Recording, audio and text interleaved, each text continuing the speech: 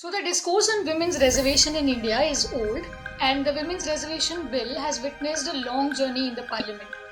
Also, the Union Cabinet has approved the Women's Reservation Bill 2008 to provide reservations for women in the parliament and state assemblies.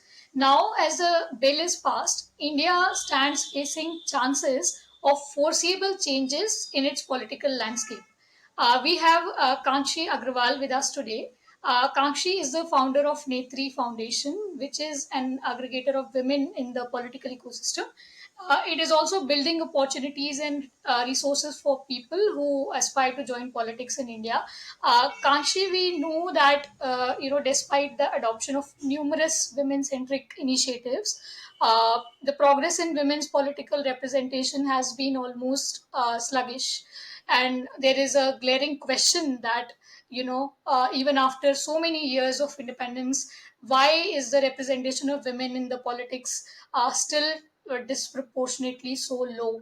I will begin by asking you a question: that what are the primary challenges or issues that women have been facing in the political representation in India? Thank you so much, Sneha, and it's a pleasure being here today to speak about this because we are definitely witnessing history, whether or not it is in the direction of everyone who wanted the bill to be passed and wanted to be implemented immediately or not. It is still historic.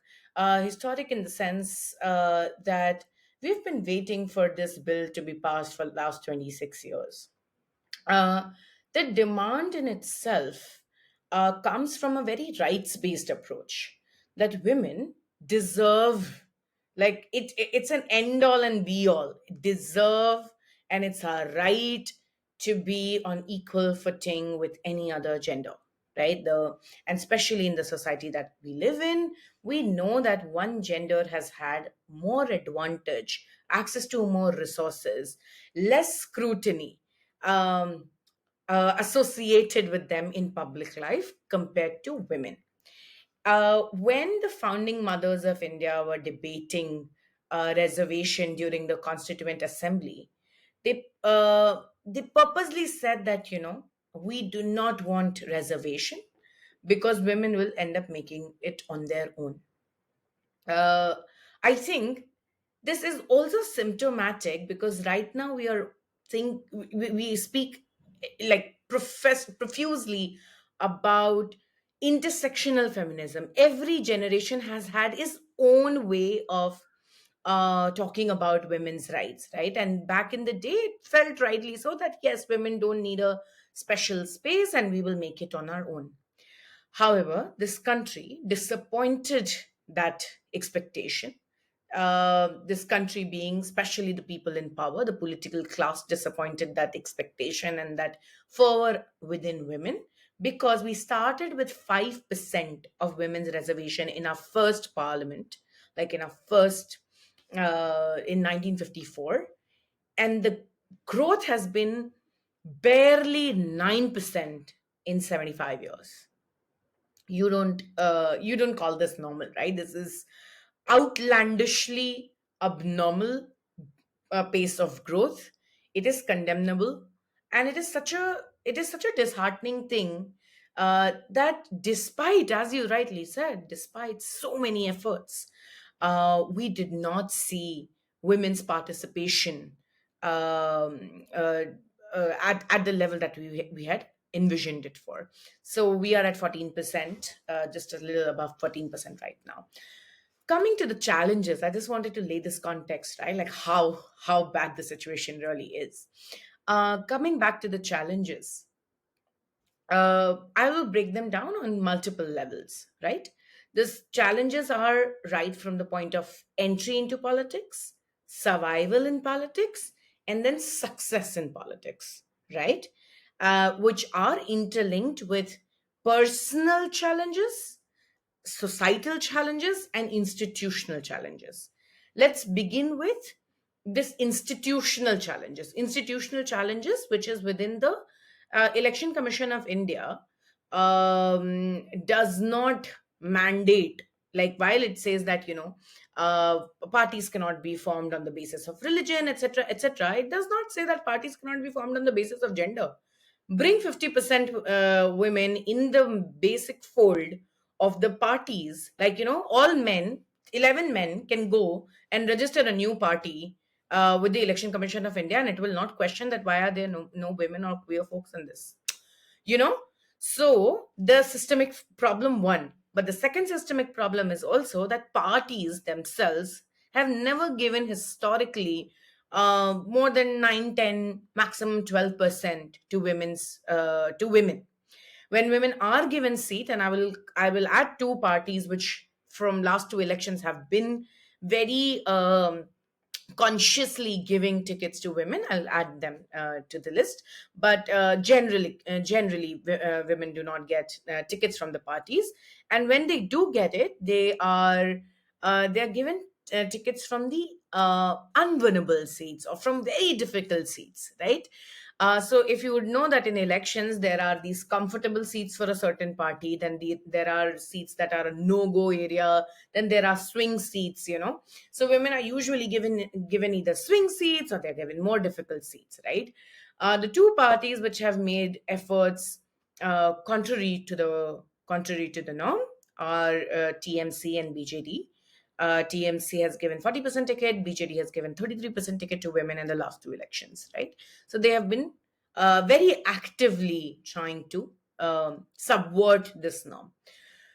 Now, these are systemic challenges. Then there are societal expectations of women. And that is where we say that these political parties, are also a reflection of the society, in the sense that they also constitute men who are equally patriarchal, and they believe that women should not be in public spaces. Women should not occupy or be seen too much, because if a woman is seen too much, she's opening herself for a lot more scrutiny from other men.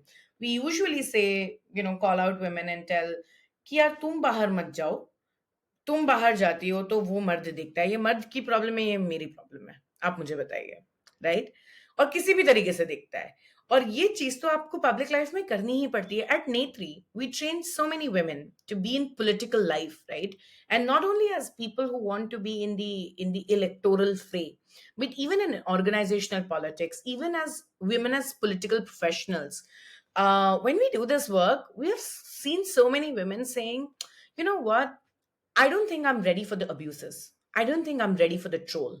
I don't think I'm ready um for being criticized for my gender and how I look and the way I carry myself in public, or being reminded that you are a woman, more than focusing on my job. I'm not ready for this. I'm not ready for this harassment, right? The second problem is the whole societal expectation of women to remain within the private spaces. Judith Butler's theory talk about the public and the private. So that emphasis is very, very strong, that women shouldn't be in public spaces. Third thing is also, within this societal framework, we also see that all the see politics is a vocation that requires you to be out there, but a woman is tied to so many familial responsibilities.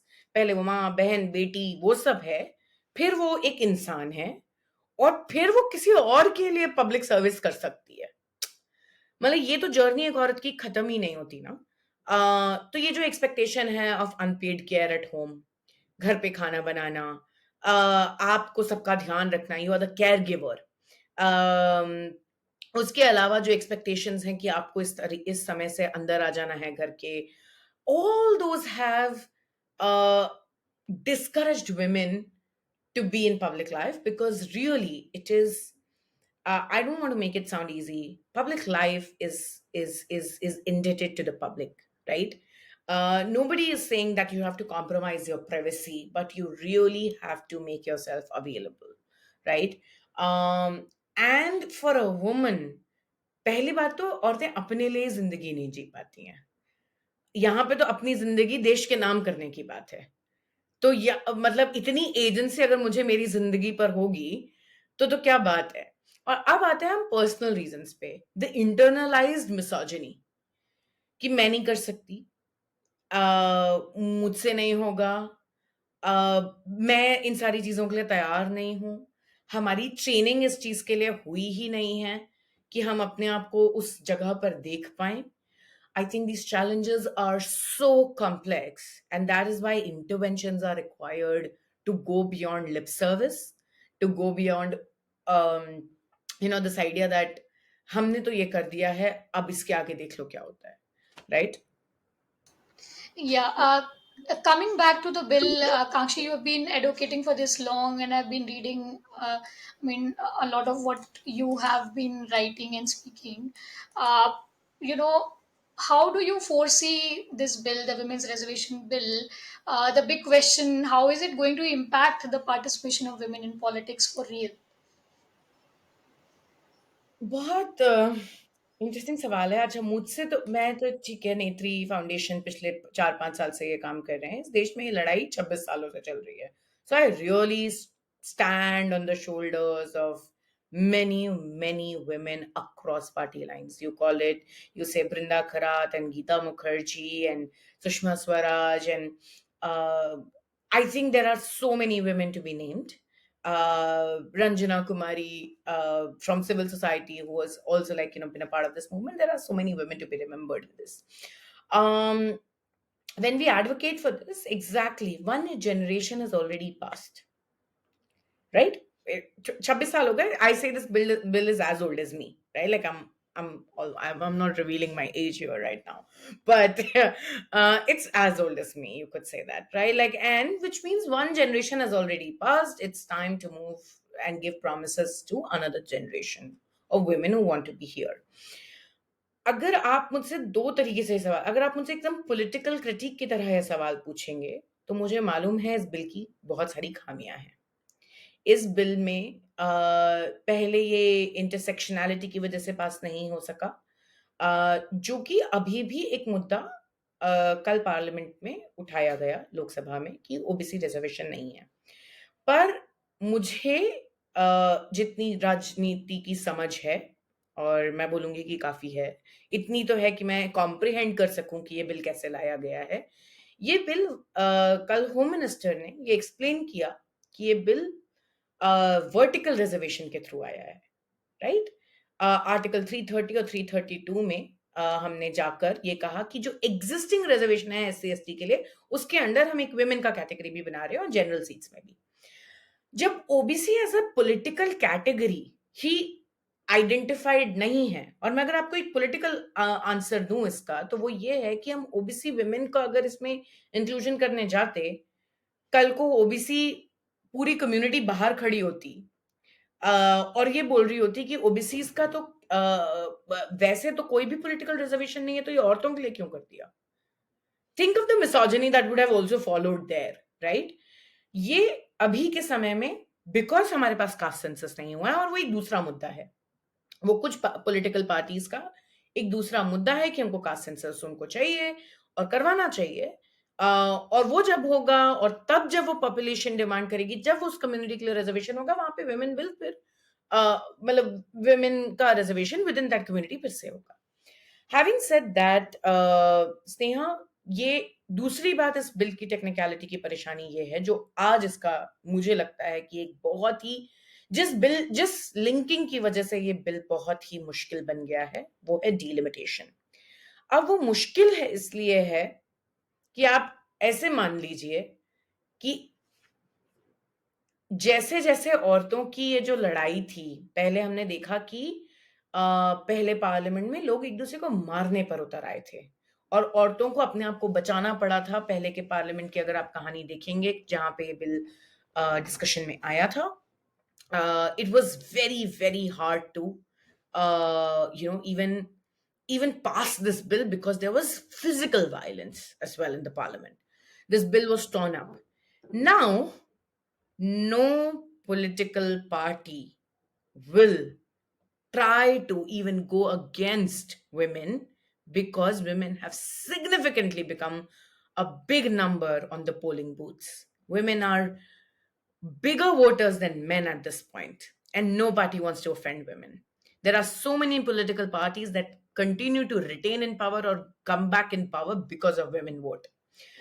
Having said that, ये मुद्दा जैसे जैसे इतनी advocacy करके और gender में हम जहां पे भी आगे बढ़े, ये मुद्दा जैसे जैसे पैल्पिटेबल हुआ, आपने एक बहुत ही कंटेंशियस मुद्दा डीलिमिटेशन का, जहां कोई पार्टी किसी से अग्री नहीं करने वाली है, उसको इसके साथ जोड़ दिया है. Now that you have linked to two very, one is an issue that nobody wants to go against, and one is a very contentious issue where everybody will again fight, neck to neck. You have linked the two, and now everything depends on this if and but condition. This is the technicality of it, this is the reality of it, that there is a hard solid condition, that if that doesn't get fulfilled the way it needs to get fulfilled, this bill will be in the limbo. And that is heartbreaking, but I'll come to the other side of it. This is like a political critique that I'm talking, but using your platform, I want to tell women out there, when NETRI started, I said that, people said, why don't you contest election? I said, I'll contest with thousands of other women in the country. I will not contest this election alone. This is not going to be my lone fight. I want thousands of women contesting together in sisterhood across political parties, across political lines, and that is why NETRI is a non-partisan organization, and we work with all political representation. Right? I am waiting for thousands of women to say कि ये जब भी होगा, ये जिस दिन भी होगा, मैं तैयार हूँ. नेत्री इसलिए ही चालू हुआ था. We started नेत्री because we wanted to train women and say, the day this moment comes, you should be ready. If people asked right now that, are there women ready to contest, we would say yes, we know them, right? At least at Netri we know them. 5 years more, 6 years more, whenever, and now the parties are going to set into motion. This is your opportunity. Grab it with both hands. Make your space in the party. Use this argument that I'm giving you today, that the day this happens, you need to be ready. You have to tell this to your political party that they need to invest in you today. They need to let you nurture your constituency. They need to let you understand politics. They need to give you space in their political ecosystem, because the day they will be mandated to put 33% reservation, they will be scouring for women, looking left, right, and center.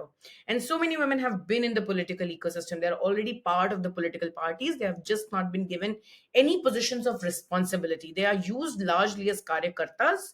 They are not looked at as their intellectual abilities are almost questioned within political parties. They are told कि ये जाकर कर लो, पर जहां पे भी decision making या initiative taking की बात आती है, उस बार उसमें कोई इन्वेस्टमेंट नहीं करते हैं. Yeah.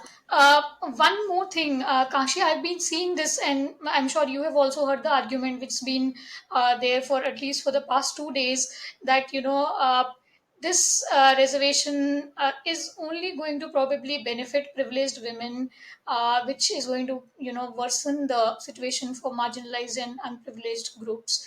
With that, could you also a little bit throw light on the intersectionality debate on this? But first, answering the first question. Very interesting question, and I have a response to it. Who gives tickets to women, like, or who gives ticket to political people? The same people who are sitting in the parliament and saying ये privileged women को benefit करेगा. आप अपनी party में मत करिए ना. आप अपनी पार्टी में एक ऐसा सिस्टम लेकर आइए that your candidate selection is absolutely dependent on कि आप उस औरत का काम देखेंगे. You will evaluate. Where is the system of evaluation for any candidate you're giving? Where is it? Even for men are also somebody's bhatija, relative, nephew, son. So I think, instead of sons, now it's going to be women. Deal with it. The fact that it is your responsibility, it is your burden to do the right candidature selection. It is not women's burden. Don't put it on them. You are the ultimate people who give tickets, no? Give to the right women. Only entertain the right women according to you. We are saying Anyone who's showing interest, is taking responsibility, is credible enough to represent the rights and the demands of their people, is the right candidate. It's a populist democracy. You win by popular vote. That person will also ultimately will have to win the votes of the people, right? So one is bring more transparency in electoral funding. That is your answer. And second, have better systems of evaluation for candidature. It is your responsibility. Right. There's one more thing. There's a lot of debate that is happening over the timing of the legislation, and I'm quite sure you've been talking about this. You've also talked about delimitation exercise and how it's going to ultimately take years to come into force. But can we talk a bit about the timing of the legislation? Why the law is passed now? What are the implications of this now? And especially when we know that the census are not going to happen at least till 2025. How do you see that? So, see, timing of it and all of that is definitely a political marker that one can evaluate this bill on, right? And I would like to comment on it from a perspective that yes, every law in this country is passed with a political motive, and why not? Right? It is done for the right benefits of the people, but you can imagine any particular, so ये अभी मुद्दा चलिए आप बोलते हैं कि ये औरतों का मुद्दा नहीं होता, ये फार्मर्स का मुद्दा होता, ये कश्मीर का मुद्दा होता, ये आर्मी का मुद्दा होता. Anything timed with the election will be questioned like that, and it is rightly right to question it like that. But at the same time everything, अगर आप बोलेंगे कि नहीं हम इस पे राजनीति नहीं कर रहे हैं, बल्कि आप राजनीति कर रहे हैं, you are doing politics, and doing politics is your is something that you will do, right? As governments, however, your mandates are different. As governments, you have to ensure, as a union cabinet, when you're passing this, the party will definitely say, yes, let's bring it right now. But as a union cabinet, you have to evaluate that if you're bringing this bill right now, and if you're going to link it with census and delimitation, uh, you're actually putting it as a ploy. You are not. So that is the role of the government, to see that what is the possibility of its implementation, because parties will do politics, right? It is, however, government should go beyond politics. Government's role is to govern.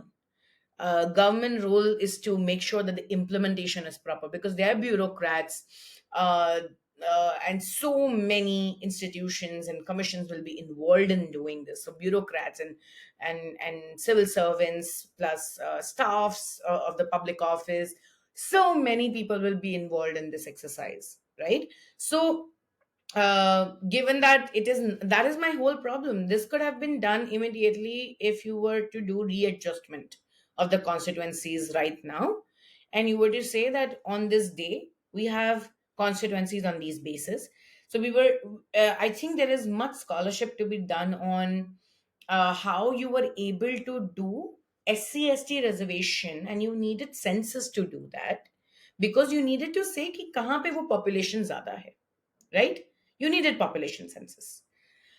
Women आप बांट बांट आप ये देंगे कि मेरी constituency में ज्यादा औरतें, इसलिए मतलब यहाँ पे ज्यादा औरतें रहती है, इसलिए यहाँ पे औरतें ज्यादा कंटेस्ट करनी चाहिए. Is that the reason that women should be in politics? Like, I should I only represent the rights of the women? No, we will represent the rights of the we will also represent the rights of the women, right? The fact that this is being looked at as औरतें कहाँ पे count करेंगे आप पहले, I don't see logic in that argument, because your selection criteria has to be different. And this shows an ill drafted and ill referenced bill that we have gotten, that we have not studied how to do this rotational basis. You have not studied enough that how will you do the reservation, what will be the criteria of this reservation, and how will it rotate, without thinking through or explaining any of this, it is an ill drafted document, is what I would say. Yeah, rightly said. And while even I was reading it, I could see that most of it was also a question even in explainers. When they explained how the bill is going to be implemented. I mean, a lot of such questions about rotational basis of allocation of the seats, they were not answered largely. But my last question to you, Kanshi, is that we know of other countries across the world, that have uh, introduced gender reservation in their political systems. So, do we have lessons that India can learn from other countries that have implemented this gender quota system in their own countries? I think India is going to be a unique example of its own. uh, I also feel, and I'm very strongly critical of, sure, we can reference, as I said, it should be researched well, it should be referenced well, but there should be a lot more consultation with the civil society in the global south, right? uh, South needs to stop looking at the north, or east needs to stop like looking at the validation of the west, right? Sometimes what works there could not be the best thing that may work here. However, because we have like very unique challenges, it could be of caste and class and religion, it could be of language, it is of territory and region, it is of the urban rural divide, the digital divide. You have to think about so much in this country, and so many accesses on which we are divided. Your intersectionality is like within gender is not only caste. There is a digital divide, there is an urban rural divide, there is a language divide. How are you going to bring that all together? uh, is going to be an interesting implementation lesson for the world, I would rather say, right? And I'm sure that we are happy to share resources, but nothing comes to my mind and I can say that, oh, we should do exactly like them, right? Rwanda is a great example because it was a colony in itself, and it's a country which also dealt with a lot of poverty and illiteracy. One can look at that, but at the same time, in this country where we are saying that already there are so many existing schemes for women, what is the new reason why you should need women? Because one person saying and one person's experience is not enough. You need diversity, you need amplification of that one person's experience. Because okay, imagine 10 people in the room and look at the body language of that one woman. She'll be standing in a corner, maybe in a party, like with her little piece of food or a glass of water in her hand in the corner. There are two of them, they get chit-chatting. There are four of them, they take the center in the party as well. And if they're like almost equal, the dynamics and the behavior of the men also changes. They become far more civil, right? You have to really think about it from a point of view that how this inclusion will change the nature of governance altogether. Right now, you may have women centric schemes, but if you look at the language of the parliamentary debates yesterday, including women, the whole narrative around the women being the wife, the mother, the sister, is not the reason why you should give reservation to them. Yeah, we are human beings, like with equal intellectual emotional capacity, or like and this idea that, oh, women are even more powerful. Yes, our genes have evolved to be far more empathetic, but this is not also an altruistic burden on women to be more empathetic. I think it should be reflected in the rooms. So, as far as case study is concerned, I think India will emerge as a case study in its own right. Yeah, I think with that we have come to the end of it. Thank you very much, Kanshi, for speaking to us, for taking time.